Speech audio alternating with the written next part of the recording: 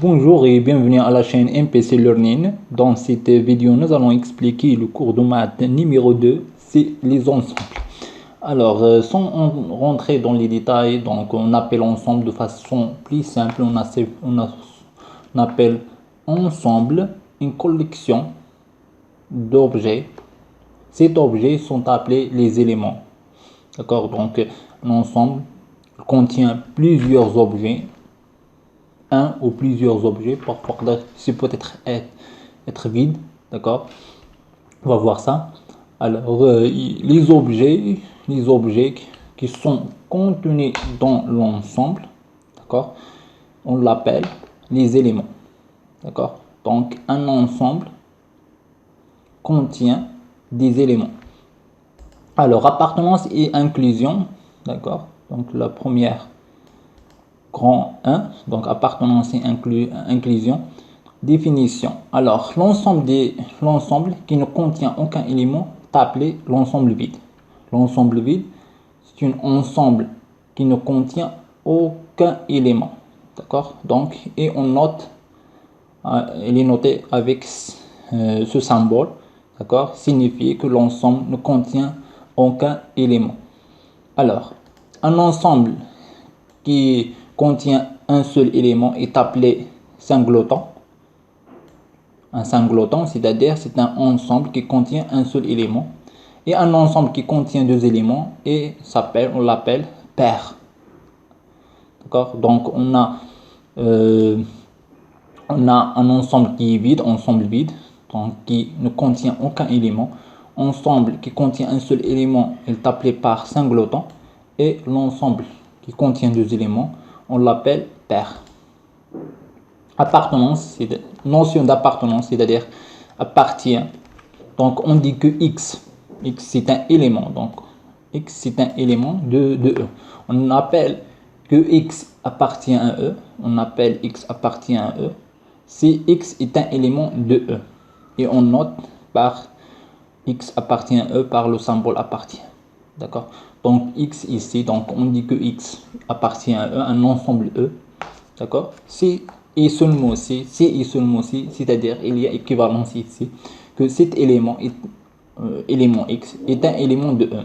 C'est-à-dire il est dans l'ensemble E. Et on note que x appartient à E avec ce symbole. Alors, décrire un ensemble, alors on a un ensemble on peut définir en extension, c'est-à-dire quand on va définir cet ensemble par énumération. D'accord, donc un ensemble A, contient 1, 3, 5, 7. C'est un ensemble qui est défini par extension, c'est-à-dire on va dénombrer ou bien on va citer tous les éléments de cet ensemble. C'est un ensemble généralement qui est fini, d'accord, par extension, c'est-à-dire on peut dénombrer, c'est-à-dire on peut énumérer cet ensemble, les éléments de cet ensemble, et donc il sera bien sûr un ensemble qui est nombrable, d'accord, et qui est facile à énumérer, d'accord, donc qui contient un peu des éléments. Un ensemble, il est défini par en compréhension, d'accord, lorsqu'il est défini par une propriété caractéristique de ces éléments. Ici, donc, on a un ensemble des entiers naturels pairs, d'accord, donc dans ce cas, cet ensemble des entiers naturels pairs, il est défini comme ça, d'accord. Cette écriture, comme ça, alors, c'est une définition de l'ensemble des entiers naturels en compréhension, c'est-à-dire ici on a des propriétés, une propriété qui s'écrit comme ça, d'accord, qui caractérise cet ensemble. Alors autrement dit, l'ensemble des entiers naturels est un ensemble des entiers n qui appartient à l'ensemble n, grand N, pour lesquels il existe un entier naturel k tel que n s'écrit sous la forme de k. Donc c'est facile. Donc un ensemble, troisième option, c'est un ensemble peut être défini à l'aide d'un autre ensemble, d'accord? C'est-à-dire, par exemple ici, l'ensemble des entiers naturels pairs, on peut il peut se noter de la forme comme ça, d'accord? 2K au lieu de ça, on peut noter de la forme comme ça. C'est la même chose. Donc, aussi cette forme, c'est une forme de notation en compréhension. Donc, on fait d'écrire un ensemble, soit un ensemble sera défini en extension. C'est-à-dire, on va définir A avec des éléments. 1, 2, X, Y, etc. C'est-à-dire, ce sont des éléments qui sont énumériques, qu'on peut énumérer, qui ont du nombrable, d'accord? Ou bien, cet ensemble il sera défini en compréhension, c'est-à-dire à travers des propriétés comme ça, sous la forme comme ça. Alors, voilà. Donc, attention ici, donc, c'est juste une remarque là. Donc, quand on écrit un ensemble en compréhension, alors on donne d'abord les éléments puis les conditions. D'accord? Comme les éléments, on donne les éléments puis les conditions qu'il vérifie. Par exemple, la notation n égale à 2k peut pour désigner les ensembles des entiers naturels pairs n'a aucun sens. Donc, cette écriture ne désigne pas l'ensemble des entiers naturels. Il n'a aucun sens. Donc, on doit écrire comme ça, c'est-à-dire on va au départ définir les éléments, c'est-à-dire les éléments, puis les conditions, c'est-à-dire n appartient à n, c'est-à-dire les éléments, d'accord? Puis on a propriété ici, d'accord? Les éléments, puis les propriétés. Alors, inclusion, donc on a déjà parlé de appartenance ou bien appartient. Maintenant, on va parler d'inclusion. Donc, définition inclusion, on dit qu'un ensemble E est inclus dans un ensemble F si tout élément de E est un élément de F. Tout élément de E est un élément de F et on note alors E inclus dans F, d'accord? De manière plus concise, donc sous la forme mathématique, donc E est inclus dans F, quel que soit X. E inclus dans F, équivalent que quel que soit X appartient à E, implique que X appartient à F. D'accord? Dans ce cas, on dit que E est inclus dans F. D'accord? Donc là, ce sont des exemples. Alors, on a la suite des exemples bien connus de l'ensemble qu'on a déjà étudié auparavant. Donc, N, Z, Q, R, X et C. Donc, de façon, ils sont simples. Alors, on va parler de la différence entre inclusion et appartient. Donc, inclusion inclus, c'est entre les ensembles, c'est-à-dire un ensemble F est inclus dans l'ensemble E, par exemple. Et pour les éléments, la relation entre les éléments et un ensemble, elle se détermine par appartient. C'est-à-dire un élément appartient à un ensemble et un ensemble, il est inclus dans un autre ensemble. D'accord? Donc, sauf dans le cas où il s'agit des ensembles, c'est-à-dire on peut parler d'un ensemble appartient à un ensemble, dans le cas où des ensembles, c'est-à-dire un ensemble se constitue d'un ensemble, d'accord? Dans ce cas, on peut parler de la notion d'appartient, mais de façon générale, on dit que un élément appartient à un ensemble, d'accord? Et un ensemble inclus dans un ensemble. Alors, la définition, notion de la partie ici, c'est-à-dire les parties de E. On appelle partie d'un ensemble E, on appelle partie d'un ensemble E, tout ensemble F inclus dans E, d'accord?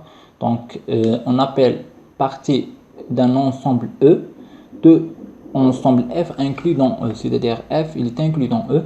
Cet ensemble, ou bien ces ensembles, les ensembles des parties de E sont notes PE, d'accord? Donc, quel que soit un ensemble appartient à PE, d'accord, cet ensemble, il est inclus dans E, d'accord, comme propriété, d'accord.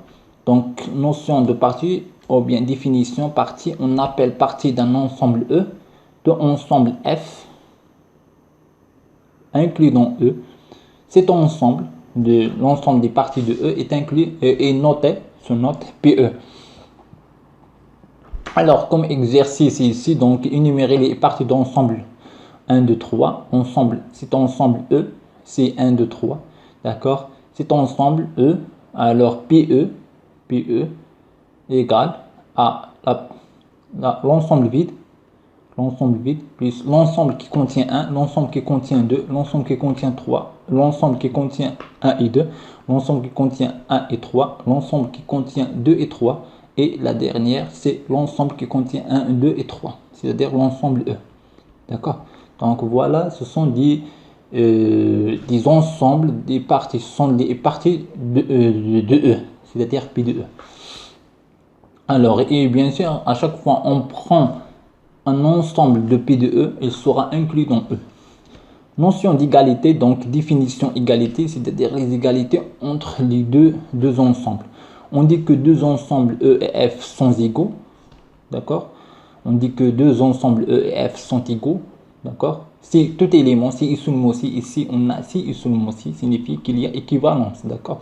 Si seulement si tout élément de E est un élément de F. Et de façon réciproquement, d'accord, et vice versa.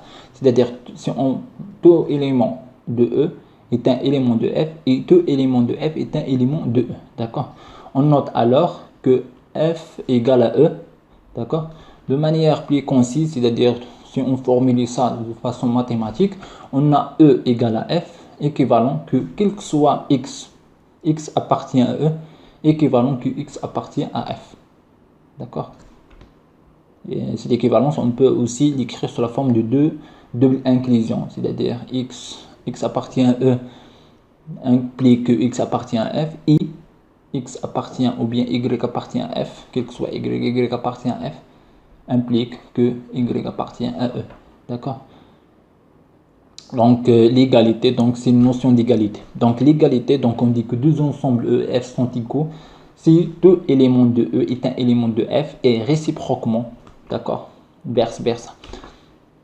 On note E égale à F de manière plus concise. On note donc E égale à F équivalent que quel que soit X appartient à E, équivalent que X appartient à F. La proposition 1.1, donc, qui sont en relation avec la notion d'égalité. Donc, soit E et F, deux ensembles.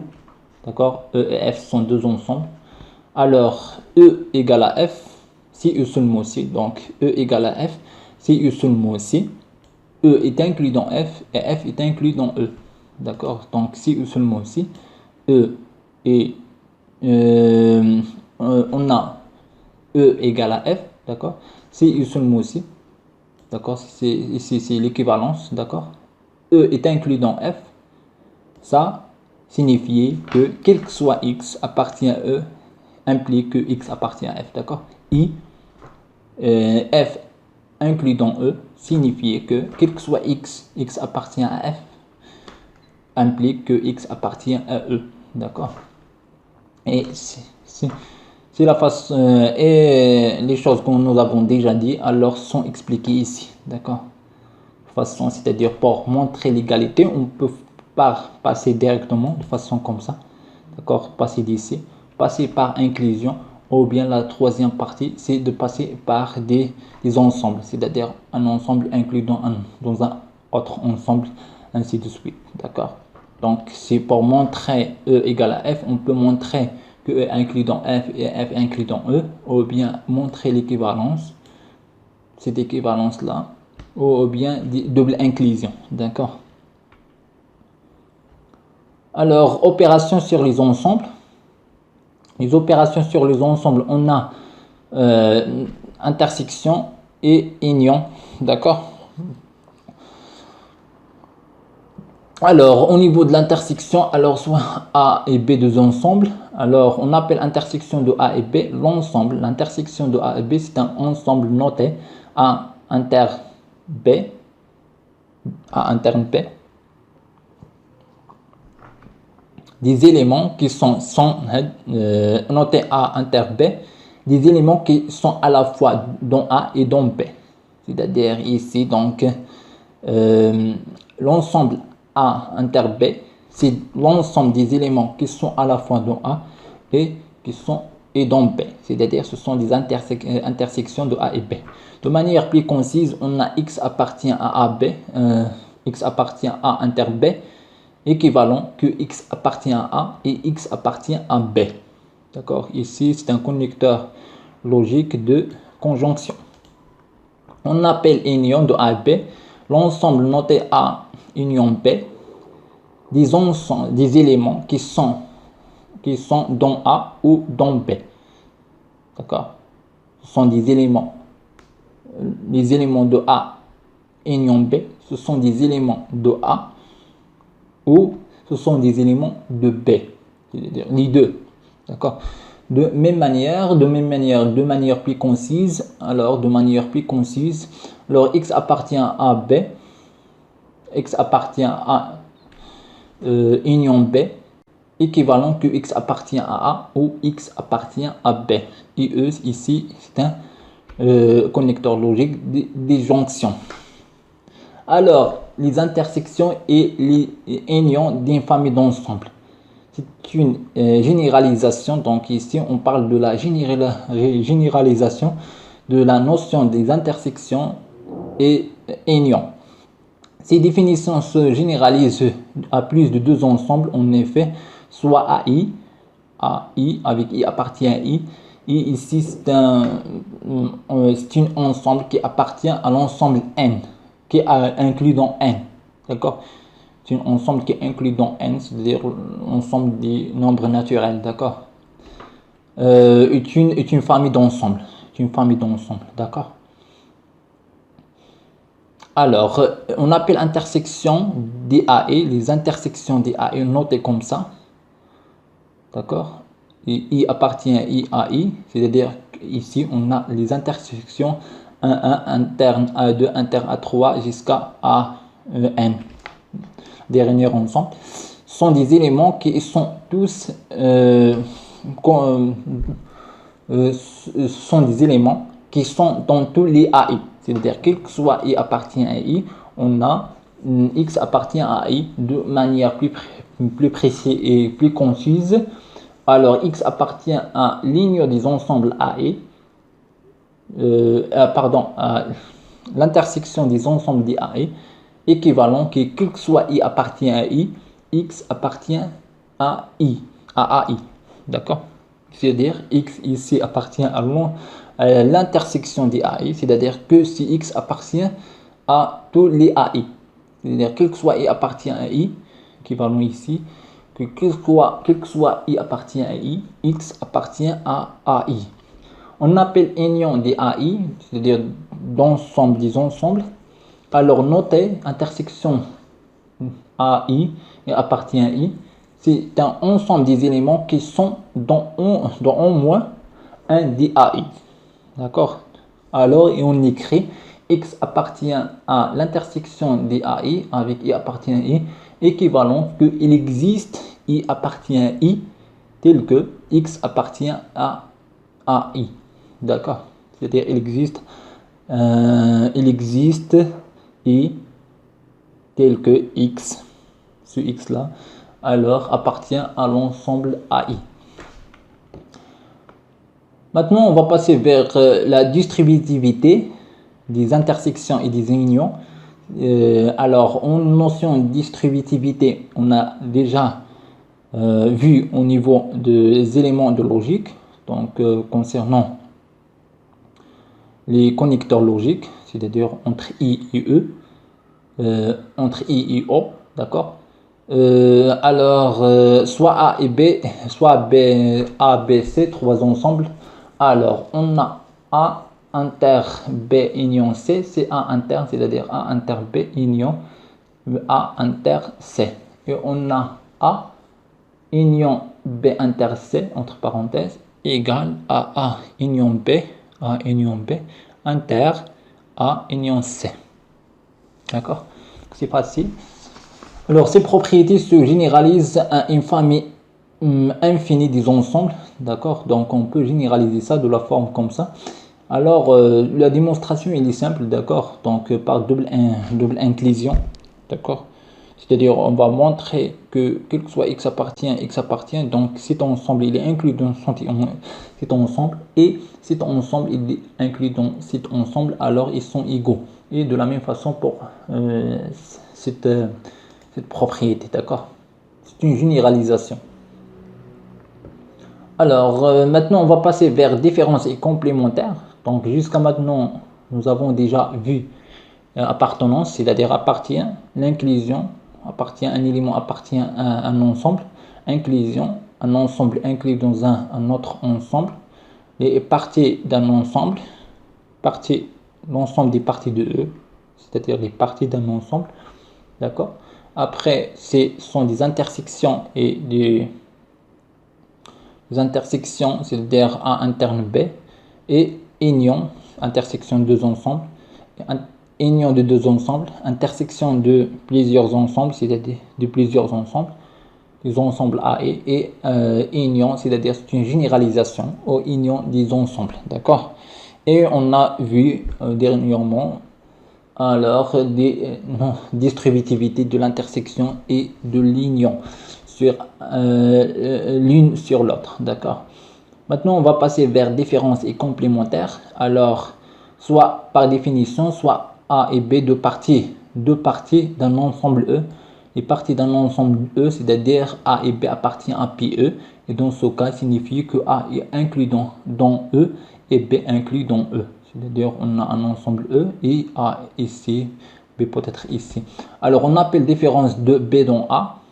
On appelle différence de B dans A. Notez A B, A, B, c'est-à-dire B dans A, la différence de B dans A, l'ensemble des éléments de A qui ne sont pas des éléments de B, d'accord? Ce sont des éléments qui appartiennent à A et qui n'appartiennent pas à B. Et on écrit X appartient à moins B, X appartient à moins B, ici c'est un moins B, mais signifie que c'est la différence de B dans A. X appartient à la différence de B dans A, donc équivalent que X appartient à A et X n'appartient pas à B. C'est-à-dire équivalent que X appartient à A et X appartient à B bar, et dans ce cas X appartient à inter B bar. Donc cette notion de A, de la différence de B dans A, elle est égale l'ensemble, cet ensemble égale à A inter B bar. On va voir ça. Alors, on appelle complémentaire de A dans E, complémentaire de A dans E, l'ensemble, c'est l'ensemble E moins A, c'est-à-dire c'est la différence de A dans E, et il est noté CEA. D'accord, CEA ou bien AC ou A bar. Donc, on a plusieurs notations, donc soit CEA ou bien AC ou bien c'est A bar. D'accord, A bar il est simple, d'accord? Alors c'est facile, donc X appartient à E moins A, donc signifie que X appartient à E, et X n'appartient pas à A, c'est-à-dire que X appartient à E et X appartient à A bar. Et donc, on a X appartient à A bar, cet élément c'est A bar. Donc, X appartient à A bar, équivalent que X n'appartient pas à A. D'accord? Remarque, on a soit A appartient à PE, donc ici A il est inclus dans E, d'accord? Alors, A inter A bar égale à l'ensemble vide, et A union A bar égale à E. D'accord? Donc, soit A et B appartient à PE carré, d'accord? Donc A appartient à PE et B appartient à PE. Donc alors on a la différence de B dans A égale à A inter B bar. D'accord, voilà. Donc c'est intéressant cette remarque. Ce sont des propriétés intéressantes. Alors maintenant on va passer à la proposition de 2. Donc c'est la loi de Morgan. Donc c'est la même chose que nous avons déjà vu au niveau des éléments de logique cours précédent, éléments de logique. Donc soit A et B, deux parties d'un ensemble E, d'accord, ou bien A et B appartient à PE. Alors on a A inter B bar, A inter A inter B tout bar égale A bar union B bar. Et A union B le tout bar égale A bar inter B bar. D'accord? Ce sont des lois de Morgan. Et de la même façon, on peut généraliser ça. Donc, alors les intersections devient union et A bar. Donc, A, il devient A bar. C'est la même chose pour l'autre propriété. Alors là, complémentaire, c'est de l'intersection de l'union des complémentaires. Les complémentaires des intersections et l'union des complémentaires. Si on veut traduire ça, d'accord. Donc, on avoir l'implique inclusion, égalité, donc intersection, union, complémentaire et différence. D'accord. Alors, ce sont des notions intéressantes. Maintenant, on va passer vers la partition. Donc, définition partition, soit E un ensemble et AE est une famille des parties de E, c'est-à-dire AE appartient à PE, d'accord, ou bien AE inclus dans E. On dit que cette famille, c'est-à-dire AI, est une partition de E, partition de E, si et seulement si il y a trois propriétés, c'est-à-dire que quel que soit I appartient à I, on a AI, il est différent de l'ensemble vide.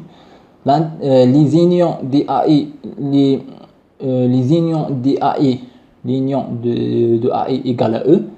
Et la troisième propriété, on a les AI sont 2 à 2 disjointes. C'est-à-dire que quel que soit IG appartient à I carré, et les différents G impliquent que AI inter AG égale l'ensemble vide. C'est-à-dire ce sont des différents qui sont 2 à 2 disjoints.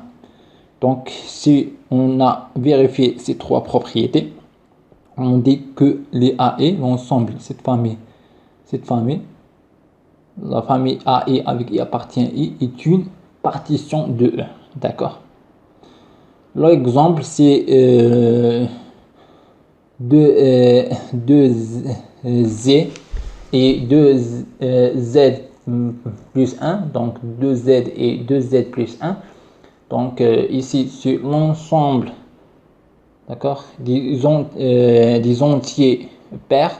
Et ici, c'est l'ensemble des entiers relatifs impairs.